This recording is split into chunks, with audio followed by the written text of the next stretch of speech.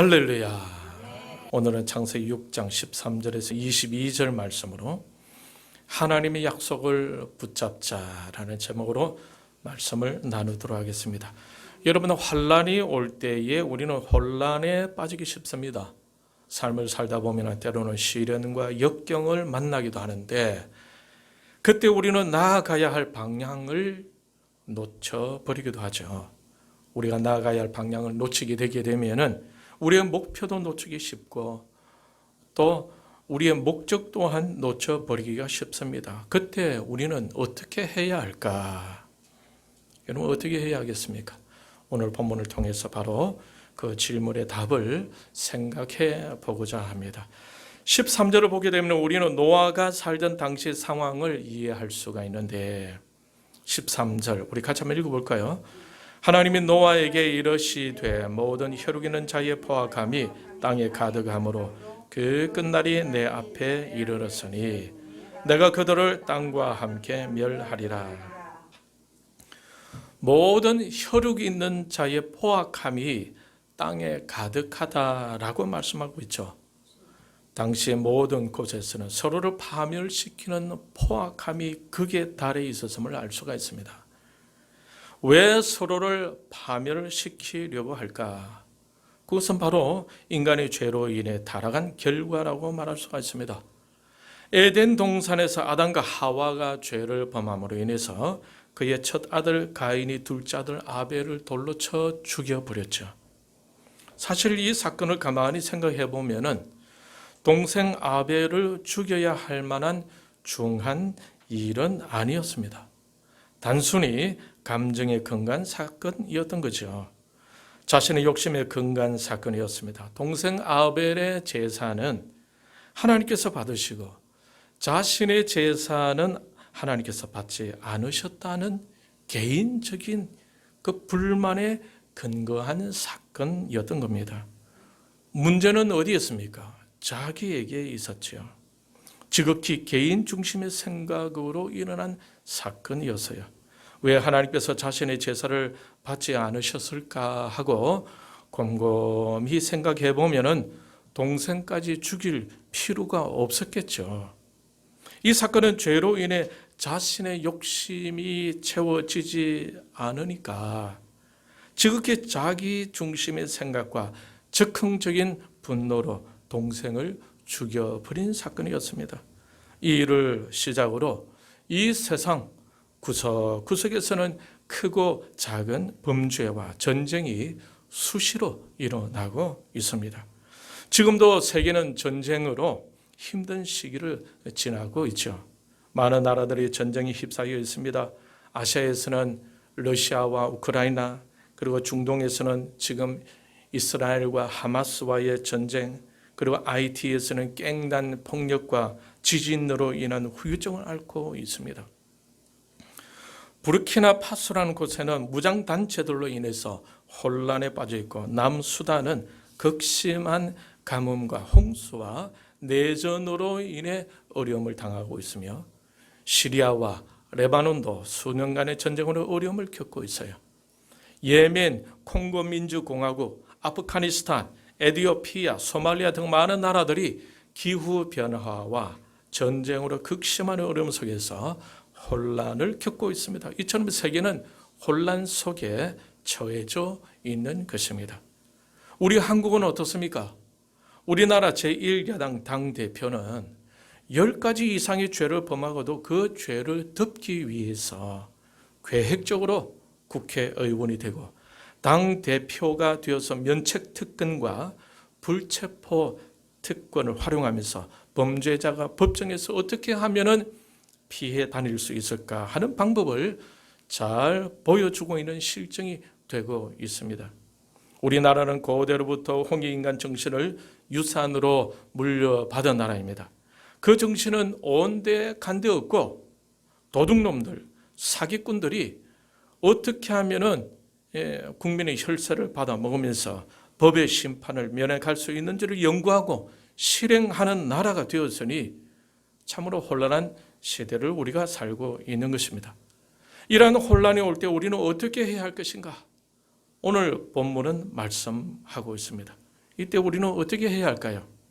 이때 하나님께서 원하시는 것은 무엇일까? 하나님께서 원하시는 것이 무엇일까요? 그것은 바로 하나님이 명하신 것을 준행하는 것입니다. 22절을 같이 한번 읽겠습니다. 시작.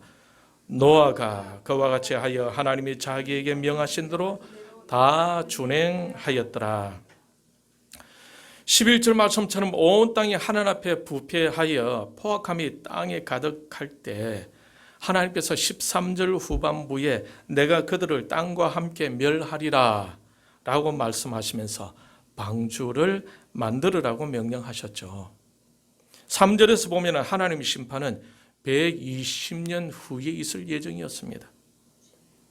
그런데 노아는 120년 동안 방주를 지어야 했어요. 여러분 15절에서 나오는 대로 방주의 크기는 어느 정도 됩니까? 길이가 300규빗, 너비는 50규빗, 높이는 30규빗이라고 하고 있죠. 1규빗은 어느 정도 사이즈냐? 약 45.6cm 정도로 보면 됩니다. 1규빗. 그러니까 방주의 길이는 센티미터, 미터로 환산하게 되면 약 137m가 됩니다. 넓이는 24m, 높이는 14m 정도가 됩니다. 내부적으로는 또 그것을 3층으로 지어야 했어요. 여러분 오늘날의 축구 경기장의 길이가 얼마인지 여러분 아십니까? 여러분 축구 경기장이 꽤 크죠? 예. 길이가 어느 정도냐면은 약 표준적으로 약 110m 정도라고 합니다. 그러니까 방주의 크기는 축구 경기장보다 조금 더 큰 사이즈라고 보면 되겠죠. 이것을 보면은 방주는 그 당시에 어마어마한 크기의 배였음을 알 수가 있습니다. 이렇게 큰 배를 하나님께서 노아 보고 지으라고 한 것입니다. 이 배를 짓고 있을 당시에도 시대는 점점 더 악해져 가고 있었겠죠.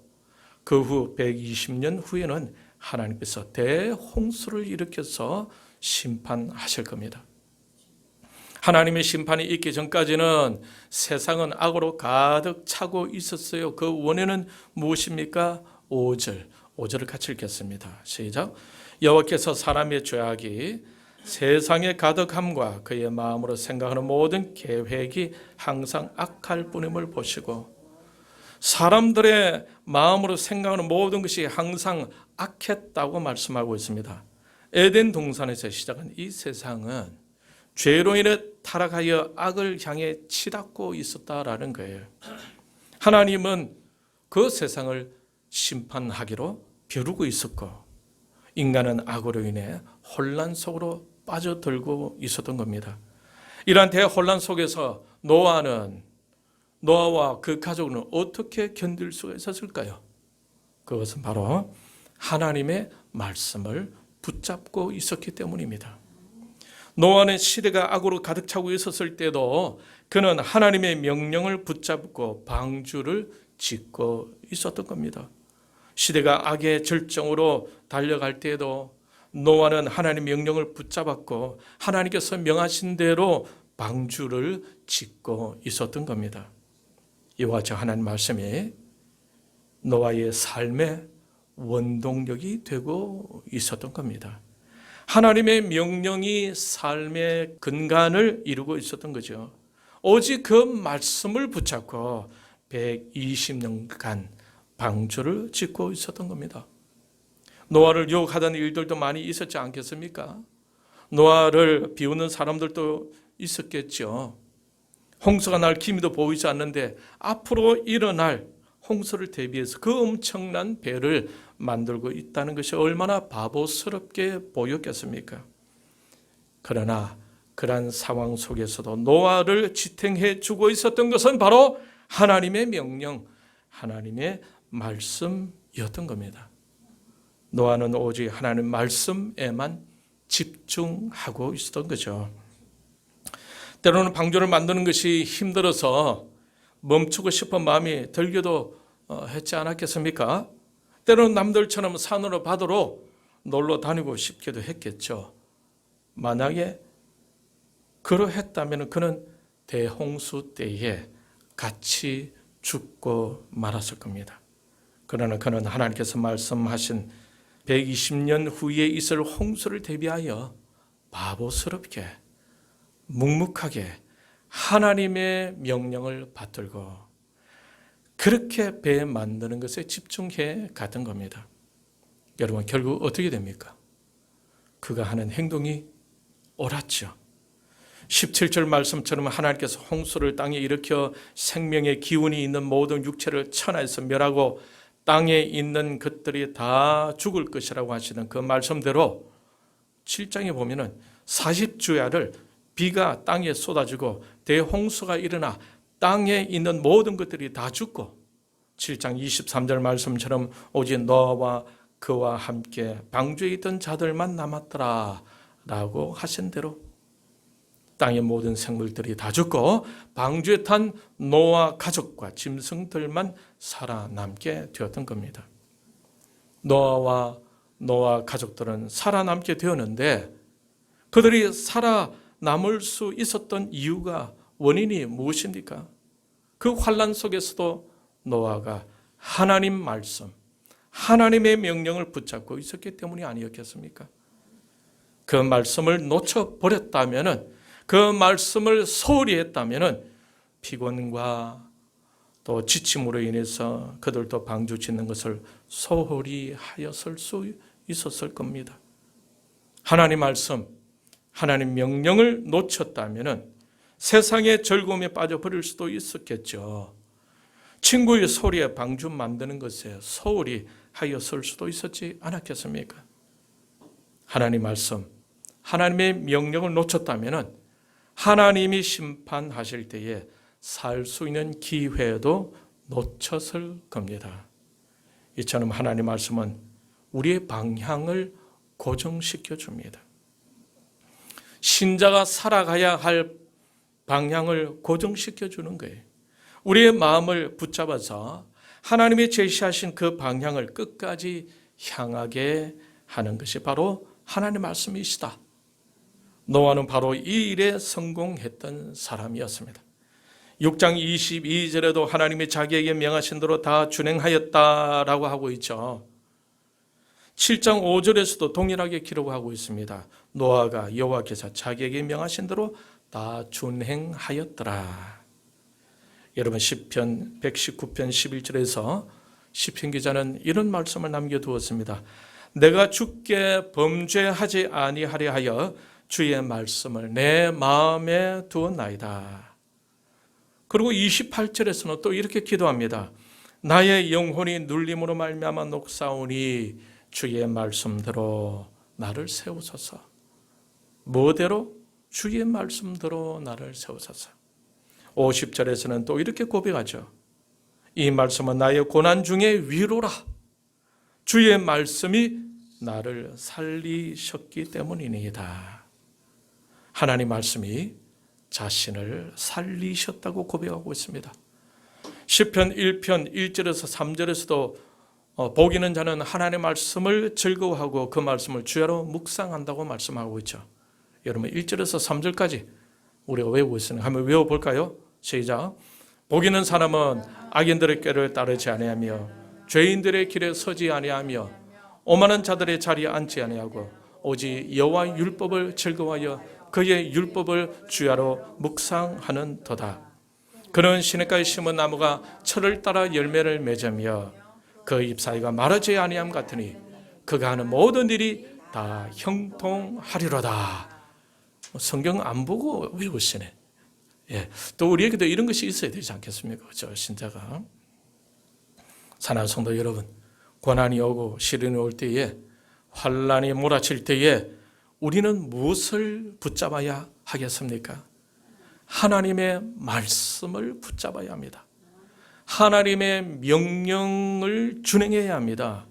이것은 복을 받기 위한 방법이기도 하지만은 그것보다도 하나님이 만드신 피조물이라면은 마땅히 해야 할 아주 기본적인 일이다라는 겁니다. 솔로몬은 전도서에서 자신이 가진 모든 권력과 부를 가지고 하고 싶은 것들을 다 해보았지만 그것들은 다 헛되고 헛되어 바람을 잡는 것과 같고 해 아래서 다 무익한 것이라고 했어요. 알고 보니까 진짜 가장 기본적으로 해야 할 중요한 것은 바로 하나님을 경외하고 그의 명령을 지킬지어다. 이것이 모든 사람의 본분이니라 라고 하였습니다. 물론 하나님 말씀, 하나님 명령을 지키면은 복을 받습니다. 그러나 그 이전에 하나님으로부터 지음을 받은 인간이라면은 가장 우선적으로 해야 할 일이 바로 하나님의 명령을 지키는 것이다라는 겁니다. 지금 우리는 성경을 암송하고 있죠. 이 성경 암송하는 것에 여러분의 마음을 기울이시길 바랍니다. 다른 것을 열심히 하고 온 마음을 빼앗기고 전심을 다해서 달려가는 성경 암송한 것에서 아주 조그만 시간 일하지 말고 조금 더 성경을 암송하는 일에 마음을 기울 수 있기를 바랍니다. 시편 1편에 지난주에 우리 암송하였는데 좀 더 틀리지 아니하고 술술술 나올 수 있도록 매일매일 반복해서 말씀을 암송하시고 말씀이 나의 삶의 우선순위 중에 제일 첫 번째임을 고백할 수 있기를 바랍니다. 노아는 하나님의 심판으로 세상이 완전히 대변혁을 이루게 되는 그때에 죽지 아니하고 살아남을 수 있었던 것은 바로 하나님의 말씀, 하나님의 명령에 충실했기 때문입니다. 오늘 우리 대한민국만 하더라도 많은 혼란 속에 있죠. 2021년 3월에 더불어민주당 국회의원 12명이 우리 대한민국 교육기본법에서 홍익인간이라는 이 문구를 없애자는 법을 만들려고 했었습니다. 우리 민족의 정신적인 유산인 홍익인간 정신을 지워버리고 홍익인간 정신 대신에 유물론 물질주의, 인본주의, 공산주의를 중심으로 만들려고 하고 있는 것입니다. 이처럼 이 나라가 여러 가지로 혼란한 속에 있습니다. 세계는 기후변화로 인한 가뭄과 홍수로 어려움을 당하고 곳곳에서는 전쟁으로 불안해져 가고 있습니다. 이러한 것들은 우리 개인의 삶의 경제에도 결국은 영향을 미치게 되겠죠. 이처럼 혼란이 거듭하고 있는 이 시점에서 우리는 가장 무엇을 하여야 하겠습니까? 그것은 바로 하나님의 말씀으로 돌아가야 하는 것입니다. 하나님의 명령을 준행하려고 해야 합니다. 하나님의 말씀을 붙잡고 나아가야 하는 거예요. 그래야 환난에서 승리할 수가 있는 겁니다. 지난주에 링컨의 실패담에 대해서 잠시 언급했었는데 전광이라는 목사님이 계세요. 이 목사님이 책을 썼었는데 제목이 뭐냐면 백악관을 기도실로 만든 대통령 링컨이란 책을 썼는데 이 책에 보게 되면 6번째 이야기에서 이렇게 써내려갑니다. 성경 없이 링컨은 없었다. 감히 이렇게 말할 수 있는 것은 링컨의 인생이 성경과 함께 숨쉬고 성경과 함께 산 위대한 생애였기 때문이다 라고 써내려가고 있었습니다. 링컨이 어릴 때 친어머니로부터 유일하게 물려받은 것은 바로 손때에 묻은 성경책 한 권이었습니다. 어머니 낸시는 틈만 나면은 통나무의 의자에 앉아 성경책을 펼치고는 성경 이야기 보따리를 풀었다고 합니다.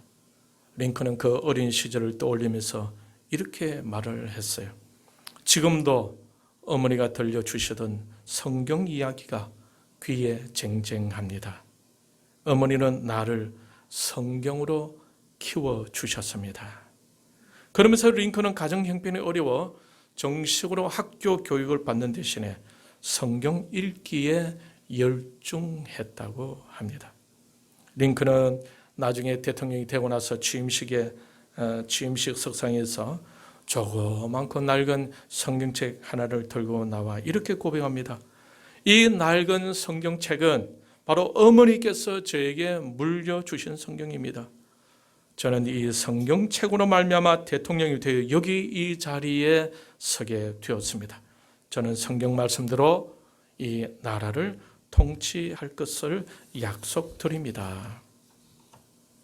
링컨이 존경받는 훌륭한 인물이 된 것은 바로 성경 말씀 때문이었던 겁니다. 진리 되신 예수님은 이 세상을 변화시켜 갔습니다. 그 진리를 이어받은 주의 종들이 오늘날도 계속 세상을 변화시켜 가고 있는 것입니다. 혼란한 이 시대에 바로 성경의 중요성을 알고 하나님의 말씀, 하나님의 약속 붙잡고 달려가는 하나님의 사람들이 필요하지 않겠습니까? 저와 여러분들이 바로 그 사람이 되기를 축복합니다. 하나님 말씀을 붙잡는 것이 바로 개인과 가정과 교회와 나라를 바로 세워갈 수 있는 길이고 민족이 살 길인 것입니다. 벌써 2023년도도 저물어 가고 있습니다. 남은 이 해를 우리는 오직 말씀을 붙잡고 가는 것에 초점을 맞추고 거기에 집중할 수 있기를 바랍니다.